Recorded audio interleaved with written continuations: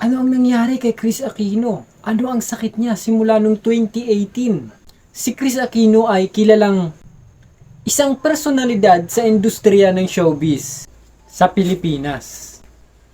Ipinakita niya ang iba't ibang mga katangian niya sa kanyang mga proyekto sa TV, sa mga movies. Ngayon, sa kanyang kasalukuyang kalagayan, sa kalusugan, maaaring may mga pagbabago sa kanyang mga katangian dahil sa mga pinagdadaanan niya. Pero nananatili pa rin ang kontribusyon niya sa industriya ng showbiz at ang kanyang legacy.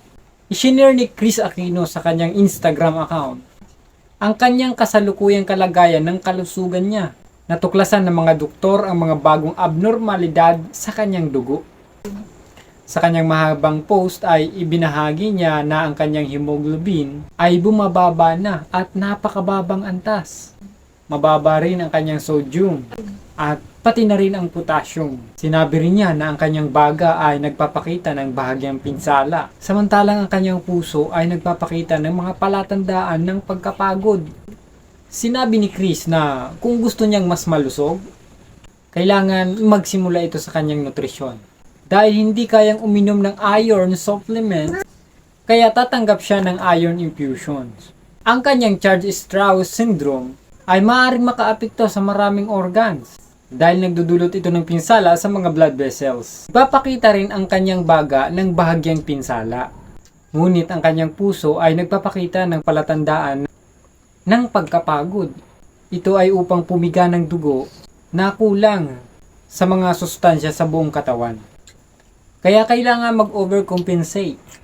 Sinabi rin ni Chris na na-miss niya ang kanyang Thanksgiving celebration dahil sa kanyang karamdaman. Nagbahagi rin siya na sinubukan niyang uminom ng green juice at maraming spinach.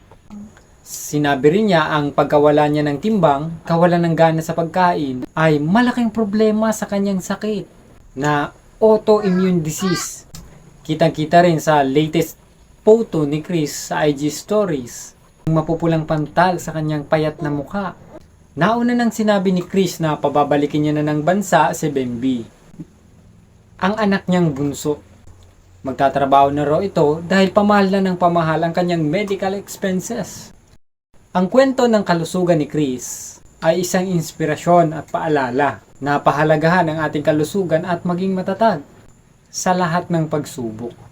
Kitang-kita sa mukha ni Chris Aquino, kahit napakahirap at napakarami ng karayom ang tumutusok sa kanyang balikat, ay matatag pa rin siya at positive ang kanyang aura. Kaya wag nating kalimutan, kahit paminsan-minsan ay magpa-check up tayo. Isa rin tong awareness para sa atin. Don't forget to subscribe.